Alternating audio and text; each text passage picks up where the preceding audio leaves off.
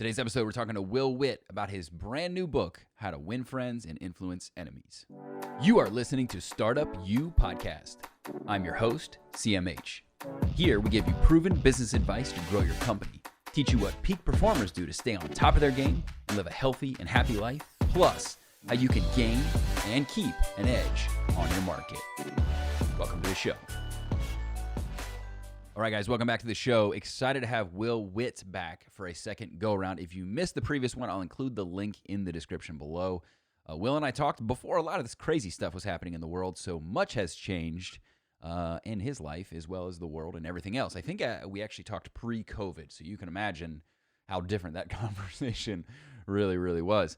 But he's got a brand new book out. It's called How to Win Friends and Influence Enemies. Nice little spin on the old Napoleon Hill book.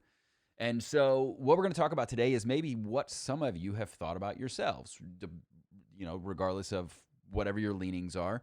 I feel like it's been a difficult thing to have conversations with people on the other side of your viewpoints. That's very dangerous, and I think that it's a precedent that is set that really doesn't bode well for the long-term prospects of our country and as just a peoples in the world. And I don't think it's just localized to the United States. So we're going to talk to Will about that. We're going to gather his views. If you're not familiar with Will, definitely make sure you check out his social media. He's one of the big names over at PragerU. And whether you agree or disagree with PragerU, they're definitely making an impact in the world. So make sure you check him out. Follow his stuff. They have some great stuff with the podcast. And much of their content, I feel, provides a viewpoint that it's engaging and it's worthwhile and it's very educational. So make sure you check that out and connect with him all over social media. The link to do so is in the description below. And without further ado, let's go ahead and jump into talking to my guest today, Mr. Will Witt. Please hold for a very important message. All right, Will Witt, back again for round 2, man. How are you? I'm good, man. How you doing?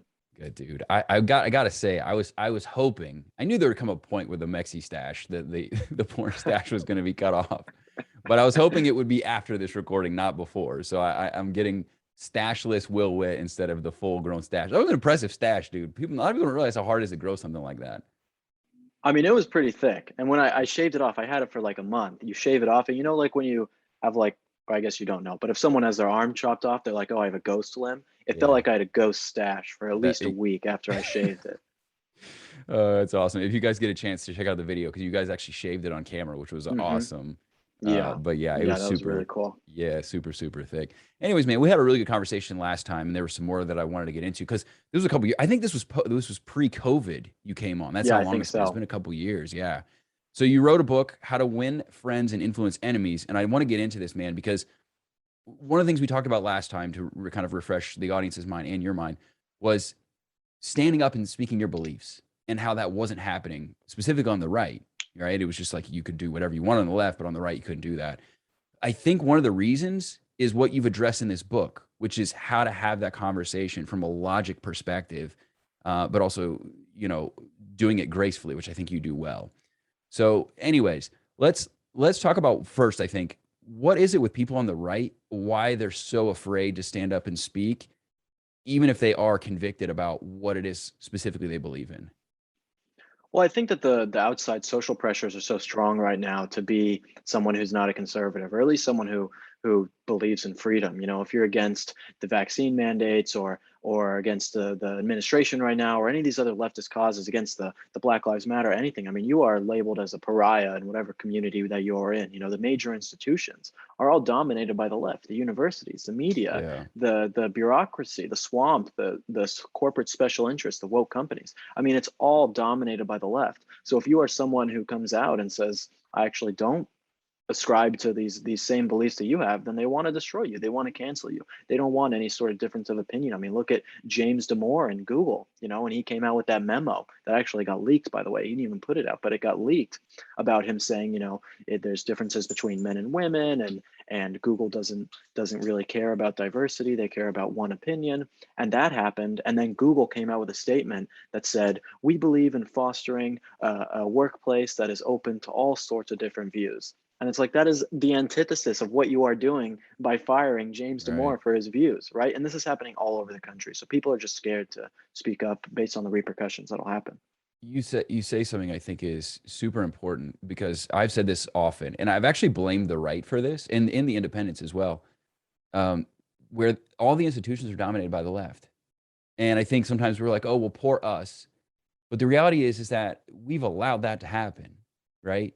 Not necessarily intentionally, but we're not innovating, we're not disrupting, we're not creating our own ecosystem. And in fact, Jeremy Boring, I don't know if you saw, there was like a roundtable kind of discussion with the Hmm. entire Daily Wire team, and at the end of it, the topic was, should we secede, right? And he said no, but we need to build our own like mirror economy. If they don't want to accept us, we need to build our own.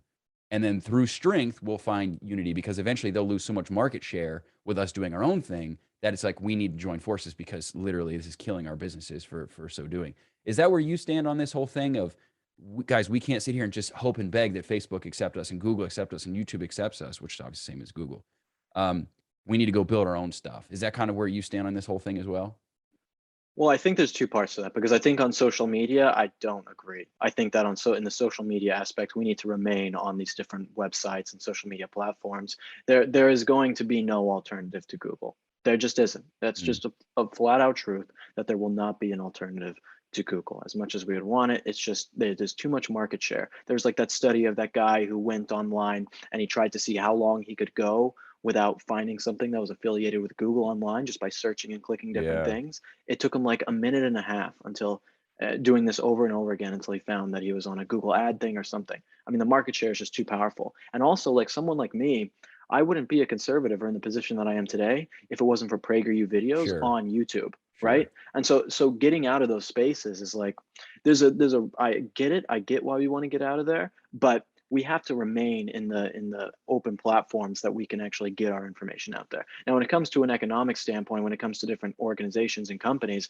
I completely agree. I mean, it's almost gotten to a point where there should be a national divorce of sorts. How do you have a country where people cannot find any sort of unifying characteristics? What kind of a country is that? You don't have a country. You have two mobs fighting against each other constantly. It's like, Yeah. and why are conservatives buying Coca-Cola when Coca-Cola puts out diversity training that says all white people are racist? Why would you buy Coca-Cola after that, right? It Exactly. makes no sense. So there are companies like that that I think we do need to say, hey, we're going to decide with our wallets and not do this. But when it comes to getting ideas out there, I think we need to be in the place where there's the most amount of people. Got it. Okay. Another, I think, preconceived notion, and I believe this, and I kind of phrase this in my questioning for you. I think that a lot of what's going on right now is a media psyop. I think that they're 100%, both the institutions in collaboration with the media are making people like us that are either a moderate or right leaning or whatever the case may be, not left, basically. Anybody outside of that is making you believe you're things like homophobic, transphobic, racist, bigoted, all these various aspects. But I don't think that largely the massive percentage of people in the country actually hold those beliefs and feel that way about other people. I think it's more the fringe people. You've had more conversations than I have with people at large. Would you also agree with that? Or do you think that it's more of a 50-50 split? No, I mean, you're exactly right, and it's obvious that you're exactly right. You know, to call us white supremacists and then have the attorney general or attorney governor in sorry, I'm losing it, in Virginia, who's just Yeah. a black woman who wins, right? To say that we're sexist or white supremacists, and then she wins the vote, you know, and they're blaming that on white supremacy. Makes no sense. I mean, these are fringe ideas that they're trying to get out there to label the other side as these evil, horrible people. There's differences between the left and the right, where the left kind of thinks that everyone's born pretty good, but there's a few evil people who are destroying society. Whereas conservatives believe that people are born more not good, and they are fighting against those immoral nature that they have to become great people, to overcome those kinds of things. And so Yeah. that's why you'll hear leftists call conservatives evil or these racist, horrible things, and conservatives will call leftists brainwashed. And so this is the way they work. They work on a feeling of shame and guilt and ostracization, where they can tell us that we are these terrible people and make us feel like we don't shouldn't have a voice because we are those terrible people they label us as. Okay. A lot of people ask when that comes up, okay, but why? Why are the institutions? Why is the media? If the mass majority of people agree on most things, maybe with some liberals versus conservatives or independents or more moderate folks, there's a little bit of a difference with the taxation percentages, right? We feel like the left feels like liberals feel like, hey, they should pay their fair share. The right feels like, hey, this is what stimulates economy, trickle down economics, right? But then you have the left where they just want anarchy. It's just tear everything down, right? Why has largely the Democrat Party, if we're being completely transparent, and all these institutions aligning with the fringe left. What is the end goal for doing so? Is it bringing on autocratic society? Is it doing away with free market capitalism? From your vantage point, what's the motive behind aligning with such a small percentage of people? Well, it's a collective mentality. That's what it's always been. I mean, you can look throughout history. You look at all of the dictatorships, they're all based on collective principles. You can look at communism, you can look at fascism, you can look at back even in the Mongol Empire, and even parts of ancient Rome when ancient Rome was falling apart. And they tried to base their society on this collective mentality. And that collectivism is what drives people to want power, to be greedy, to be selfish and money hungry and want dominion over other people's lives. And Yeah. so it's all a collective mindset. I mean, when you that is really what we are fighting against. People think that it's Republican versus Democrat or conservative versus leftist. I mean, it really isn't. I talk to like there is more unity between left-wing populism and right-wing populism than there is between me and Mitch McConnell, to be honest. You know, Mm, we are fighting a war of individualism versus collectivism. That is 100%. what it really comes down to. And so these people at the top feel like they can be these world controllers, these people who say, oh, I know how to fix everything. That's what politics is. It breeds a certain type of person to get into that field of work. And so that's what they want. They want the collective mindset, take away people's individuality.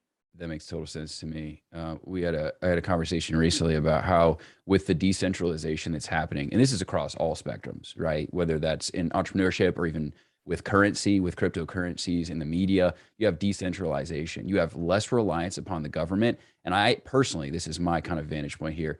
I think that part of why the government has gone towards more authoritarian is because they know we're less reliant on them now due to that decentralization. And I think that they're using the hard left as their useful idiots, which is a term that's not my thing. That's an actual term, useful idiots. And then what they're doing is for everybody else using these words that most good people would not want to be accused of being, like a racist, like a bigot, like a homophobe, like a fascist, and that keeps them silenced. So you have one side, which is the majority, but too afraid to speak up because they've really emboldened and magnified the voices of that fringe left so that they can bring about what the society that they want to bring about, but then in so doing with the least resistance possible. Yeah, I mean, there's really a lot that goes into that, and with the whole postmodern aspect of our world right now. I mean, postmodernism, in its essence, is essentially an ideology that is built on the idea that any sort of suffering is bad, and that emasculation is good, and that we should be focused on hedonistic, immoral things to actually make us some sort of pleasure in this Yeah. nihilistic world that we have. And so, when you have something like that as the main tenet of society, it turns everyone into this kind of herd of people where they are easily controlled. And so the government wants these people to be these easily controlled people. They want them to be this Play-Doh that they can mold to however they want. And so when Mm. individuals come by and say, hey, I'm an individual, I mean, they obviously don't say that, but they do things that have the characteristics of being an individual and say, I'm going to do something new and different in that and take people away from this silly putty type of world, this postmodern, disgusting type of world. Yeah. The people at the top don't like that. They don't want you to have free thought. They don't want you to be someone with your own ideas and differences of opinion. This is why cancel culture is more prevalent today than ever before. Yeah. Do you think and I think we saw that this is a perfect time to ask you this question actually. I think the tides are turning. I think we are rejecting this. I think even people that lean left, even Bill Maher, I mean, I find myself agreeing with him on 90% of things where before Yeah. like we had nothing that we agreed on. I couldn't even watch his show, and I would try, because I want to get other perspectives, but it would frustrate the living hell out of me because we just were so far apart. But now I find myself having a common bond over, anti-cancel culture, anti-left, Dave Chappelle fighting against it as well. I guess what I'm saying is I see the shift happening. I mentioned it was timely because of the recent elections where we saw people spending a truck driver spending $153 on a campaign and unseated the Democrat. I think he'd been there in office for a long period of time, right? Yeah. Very, very establishment to a large degree across the country, even places in Seattle, city council people getting replaced by Republicans. So you see this massive red wave that I think is building and coming. Is that how you see it? Where the cancel culture, the wokeism, all this stuff now is we're feeling that backlash to all those things and things are shifting the other way? It's really hard to tell because I feel like every single day as a society, things are getting worse. I think that just because we elect people with an R next to their name does not mean that we are necessarily having a cultural shift in I agree. a lot of things. I mean, look at you have Republicans right now who say that they stand up for the First Amendment and then they're taking money from Google, right? Yeah, Google is the enemy. Google is silencing videos. We're suing Google for restricting our videos, right? So it's like, just because someone has an R next to the name does not mean that they're going to stand up for our values 100% entirely. agree.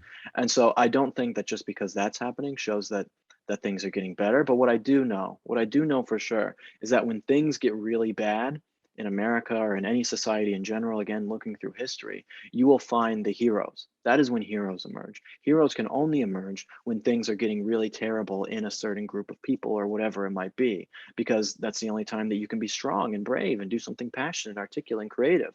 Right? That's when heroes emerge. So, what I am finding is that even if lots of people are falling back into this even greater herd mentality, which I think is even happening with the right, I think it's happening with a lot of Christians. I think it's everyone just wants to be a part of the herd because the social pressures are so strong. But because of this, you have lots of people who are realizing that they can be heroes, that they can do amazing, wonderful things. And so that Yeah. gives me a lot of hope that there's no better time to strive for individualism than now. Yeah. No, totally agree, man. And I would challenge a lot of people to, even if it's something as simple, don't diminish your potential impact. Even if it's something as simple as posting on social media your viewpoints and what have you. We really thought, since we have, I mean, we're in business platforms, right? So we're talking about business and marketing strategies and stuff like that. And my wife and I both started speaking our minds more on Instagram specifically. I was doing it on my personal Facebook regardless. And there was a potential thought that it would hurt our following. We'd get yelled and screamed at, and all those things that were worth it for us, regardless, because nothing to me, um, I don't want to pursue something just because it's going to help my business if I know it's still not align, it doesn't align. Like I'm not going to just going to go along with it knowing that there's something I could do to have a more profound impact. I will figure the rest out. If it hurts me financially, it hurts me financially, I'll figure it out. But my values are more important, right? And standing up for those are more important. But man, what was crazy was we saw the exact opposite. We saw deeper affinity with our customers. They were like, thank God, I'm so glad somebody's finally speaking up. So I think you're right. And I'm not certainly not calling myself a hero, but I think we all have the opportunity to have an impact to whatever degree that we have influence, no matter how big or how small, it makes an impact. It makes a difference.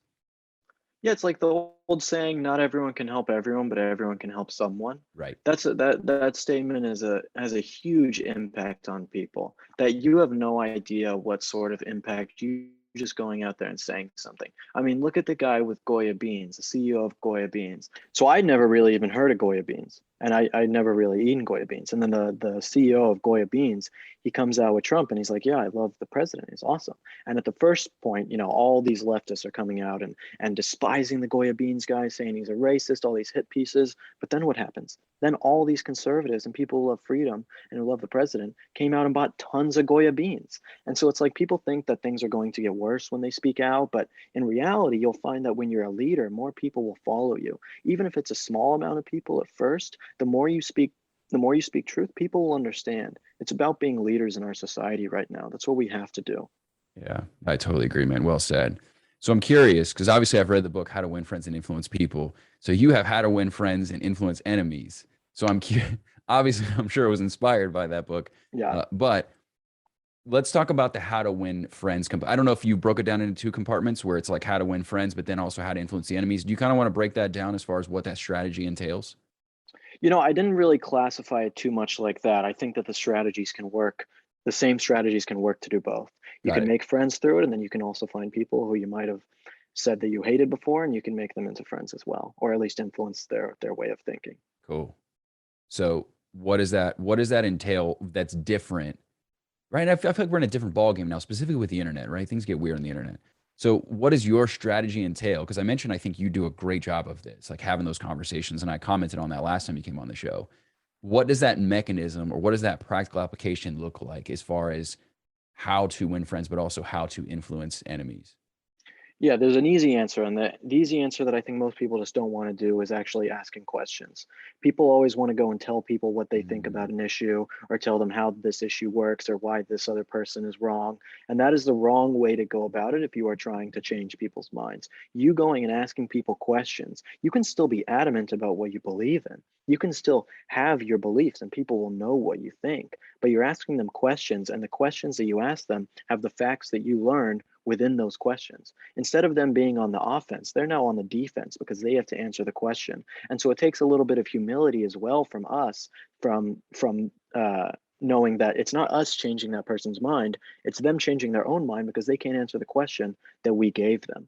And so when we're going up to people, we have a little humility and we have some compassion where we are not just trying to dunk on the libs. We can do so much good with just questions. I mean, I've done it, to literally thousands of people, talk to thousands of people all across this country, and have been very successful. And I think that's one thing that is different about my book than a lot of other books is that, the things that I put in my book, they're tested.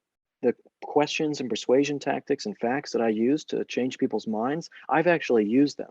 Every single question in that book I've used on people in real conversations, and they've worked and been able to change minds. And so I'm really proud of the fact that I can give people actually real tangible things that they can use to wake people up.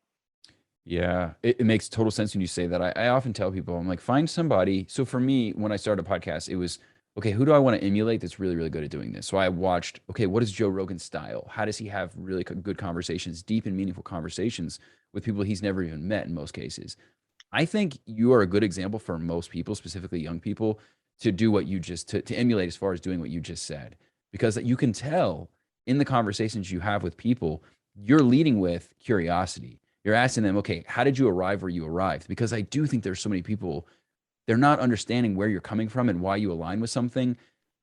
They're just trying to present their opinion, and or they they kind of slightly lean into asking a question, but it really is just setting up, providing their point, right? It's kind of like a half-assed question that just leads to them slam dunking their point, like kind of what you said. So I think it's a great, great paradox to be able to lean into true curiosity. Now, have you found throughout that process, how do you go from asking questions to then transitioning into providing your viewpoint that doesn't then turn into one of those confrontational type situations? Yeah. I mean, I'll say, first of all, just on one of your other points that you made, one of the biggest things that people ask me on my videos and stuff, and they're like, how do you talk to these stupid leftists? They're such idiots, all these people. I'm Yeah. like, for 18 years, I had never heard any of these conservative ideas before in my entire life. If someone would have came up on the street and asked me the questions that I asked, I probably would have looked like an idiot too, right? And so it's about being compassionate with the people. I can't say that enough, that we're talking to, and understanding that these people have probably never even heard the ideas that we believe in before, and you can't blame them in a sense when every institution, like we talked about at the beginning, is against conservatism, right? If Yeah. all these institutions are against it and they've never even heard a different point of view, it's like trying to tell someone in India who has never heard English before and say you're an idiot for not knowing English. It's like, well, they don't even know this world. They don't even know like what is going on. Yeah. So it's similar to that.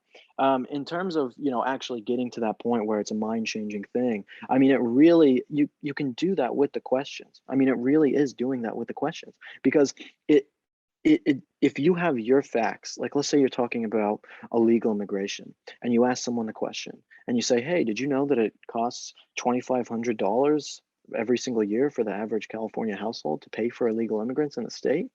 And you're like, well, I didn't know that actually, instead of just going up to someone and saying that, Yeah. that's not really going to change their mind, but they've already just learned something new because you did it in a non-confrontational way. There doesn't have to be that big, like, here's the slam dunk part of the thing where it's like now the Ben Shapiro clip is finished or something. It doesn't have to be like that. Like Yeah.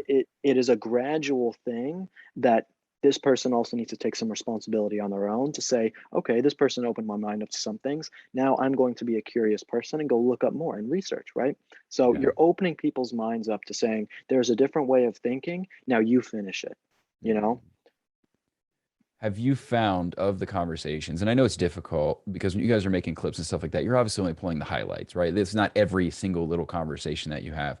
Yeah, it's tough. Have you found that there's a massive percentage of people that come away from the conversation with either A, you've planted a seed, or B, that they have a completely different understanding of what it is that you stand for and walk away at least amicably?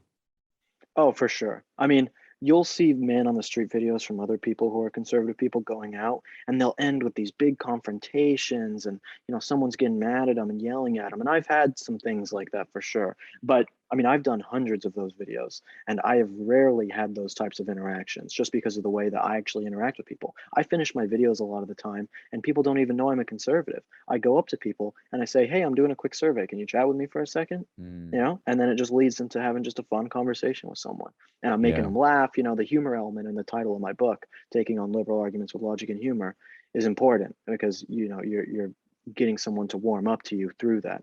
And so I found tons of people. I mean, I just did an event at Cal State Fullerton for my book tour. And a guy came up to me and he's like, "Hey man, love your videos. Do you remember me?" I was like, "No, I don't know who you are." He's like, "About 3 years ago, you interviewed me about the vice president, and I couldn't tell you who the vice president of the United States was. And then I saw myself in the video and I started watching all your videos and PragerU videos. And now I'm the one who's going and telling my friends all of these different conservative ideas. And I'm super strong and adamant about this stuff." So it's like, even though it was something that might have been a little embarrassing for him, it was enough of a wake up call for him to say, maybe I need to research and do some more Yeah. learning on this. So it's super cool. Tons of experiences just like that. That's awesome, man. So something that I think maybe needs to be qualified, because this was a conversation I had with a good buddy of mine who, I don't know where he stands. He's Canadian, so he kind of, like, my understanding is culturally they just don't. That's just not something you talk about, and I think that used to be the case here too, where there's something you didn't talk about, religion, politics, right, stuff like that, whether it was in a family setting or a small group setting with friends and family. Do you feel like the maybe dire nature of where we are as a society, this is an entirely new set of rules? We're having these conversations where it once was maybe inappropriate or unwarranted or even not appropriate, where now no longer that's not the case because it's just a prevalent part of society and we need to be having those conversations? No, I mean, you're exactly right. I mean, I'll do events. I've been doing events for the last month on the road every day, a new book tour stop in a different city. And I'll have like parents bringing their like 10-year-old kids to my events. And the 10-year-old kid is like, "I love your videos." I'm like, when I was 10, all I could think about was Pokemon. And then you have kids coming up to me who are like 16, 17, 18 high school kids, and they're like, "I love your videos." I'm like, all I could think about at that time was like going and talking to girls and sneaking out of my mom's place to go party. It's like those were the things that I was worried about. Those are the normal things for kids at the time to be worried about. And now kids are like, "I love Will Witt," or "I love Ben Shapiro or Dennis Prager." And that's so strange. But it gets to a point where I'm almost like, yeah, you have to, because otherwise these kids are going to be inoculated with all this leftism in their classrooms, and the social media stuff and the new influencers and role models that they have are all on the left. So yeah, I think it does take kind of putting the old rules aside of not talking about things when there's people who are out there who literally want to destroy our children. I think that it is entirely necessary that everyone is pursuing truth. To what degree, that's up to you. But everyone should be pursuing truth no matter what it is. Yeah, yeah. It's a different world, man, and those things come with consequences. And Jesus Christ, you want to talk about a big consequence? I was literally just did a live stream to our paid community about the metaverse, and I'm like, you're going to see people that don't have faith in their lives literally devote their entire lives to the metaverse, even so far as at some point literally trying to upload their consciousness to the metaverse because they're trying to synthesize heaven because maybe they don't have a belief in the life after. So my point in saying that is this: technology is amazing. We've advanced so far in the last 2 decades. It's radically transformed our lives. I think that we're starting to see the consequences of that progression because that always happens when we see massive progression in society. There always are these consequences that start to pop up that radically transform our lives, that it's something you can't ignore. You have to address and address it responsibly before it spirals out of control. So I 100% agree with you. And I think it's going to continue to be the case. It's going to be even more important to have conversations with friends, family, and your children. So I completely agree with you on that. Now, when it comes to a lot of the conversations you're having, if they curse you out, flip you off, run away, throw something at you, it's just a random stranger. And I think a lot of people maybe are okay with having conversations with random strangers, but they care deeply about their friends. They care deeply about their family. Does this apply, the same orthodoxy that you have? Can it still apply to those intimate conversations with people that you care about? Or how do you have those conversations since they are now, we're diagnosing, they are required? How do you have them with grace so that it doesn't result in all of the shenanigans that can end up happening with conversations with family members and close friends in those capacities?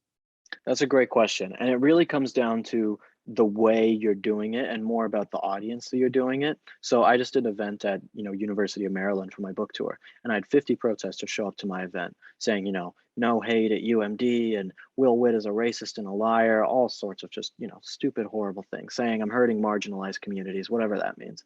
And I go up to them and I'm trying to talk to them and have a conversation, being as courteous and as nice as possible. And they're screaming at me, yelling obscenities at me. I told them that I reserved seats for them in the back of the room. None of them came to the event, right? I told them, you can come, you can be first in line for the Q&A. None of them came to the event. And that is the power of groupthink. When you have all these people around, I'm sure that if I was on campus, like at another time, and no one knew who I was, and I asked one of those kids questions, I could have a great conversation because no one else is really watching.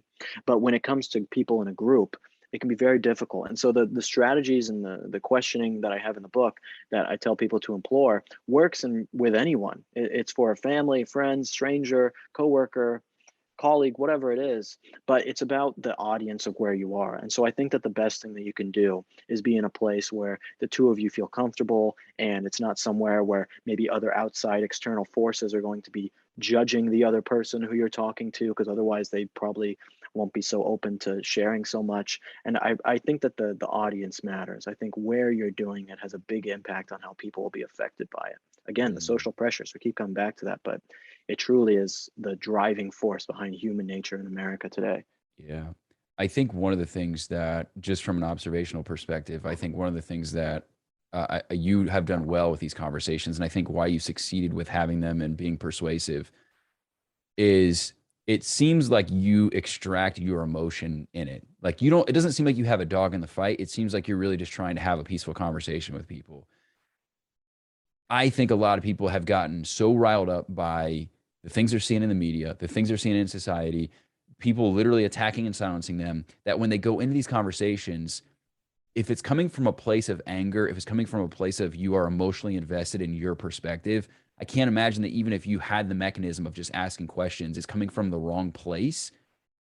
How do you extract the emotion from it the way you do to just make it about a logical discussion, to just make it about leaning in, even when those people are cursing at you, screaming at you, don't want you to be there, calling you names?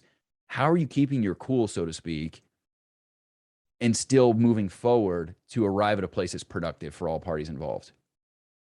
I mean, I get why people get so emotional when they're having these conversations. I understand. I was definitely like that too. I mean, the first thing is just practice. There's no better, there's no like secret solution, like take this pill and you'll be able to do it without emotion or anything. It's really comes down to just going and having those conversations and practicing. Got Because it. you have to be, it's like Oscar Wilde had a quote in Picture Dorian Gray: a man who is a master of himself can end a sorrow as quickly as he can invent a pleasure. It's like you have to be the master of yourself and choose what emotions you're going to have in those conversations and be on top of it. And then the other thing that I think is a little more broader is knowing that, you know, these people don't have the answers. They probably don't have the answers. People right now in America, on the right and the left, they confuse knowledge for truth. They think that because they know something, that must mean that it's true, or they've researched it, that must mean it's true. But that really couldn't be farther from the truth. Truth is something that almost can't be spoken. It's just something to be known inside of every single individual. And so knowing that, and knowing that just because someone has a difference of opinion than you, and you might have something, that doesn't mean that like it is a zero-sum game where there can't be anything else. And so knowing that, being humble and saying we can have this conversation and not be too tied to our ideas. You don't want to be too tied to your ideas to know that they never can change. I think you can do a lot of good of feeling like you don't have to be so emotional about it. We shouldn't be so tied to our ideas that they are not able to change because we confuse that knowledge of the things we know to be Right. actual truth.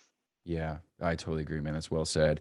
I think we are, and maybe you see this a lot, and I'm assuming that's why people attack you the way that they do, is we are broadly applying the caricature or the stereotype of the most radical extremes and applying it broadly to everybody, right? So if I talk to somebody that identifies as a liberal, it's difficult for me, and I have to check myself in so doing, to say, this is maybe not necessarily the type of person that I'm seeing on the news that is looting or doing all this crazy nonsense, or wants to tear down the patriarchy and all this stuff. But I think sometimes when we end up doing it, what we've become is so tribalistic that we're broadly applying this to both sides of the aisle. And in fact, I saw, I told you before we were recording here, we had a big vote on refunding the police here in Austin, where I live. And I saw in one of the groups that I'm in regarding the issue, some guy said, I used to be in favor of this, but I had a sign up in my yard that was in favor of refunding the police and what we're doing. And it kept getting, or vice versa, rather, in opposition of, because he changed his perspective on it. Anyways, basically, a guy he kept putting signs up, kept getting demolished. People kept taking them. People kept, whatever. And so he said, broadly, this is what happens. All of the right is a bunch of anti-whatever, Trumpsters. Hey, and I'm like, and I challenged him. I said, that's so dangerous to apply that thinking across an entire group of people purely based off of an anecdote, off of a single anecdote. It could be the same person. It's just crazy taking that sign out of your yard and you're applying that to hundreds of millions of people. It's just so I feel like we have to check ourselves because we've taken our two-dimensional world in the internet and what we see, and we're broadly applying it to everybody in our lives if they're on the opposition of what we believe and what we and how we see things.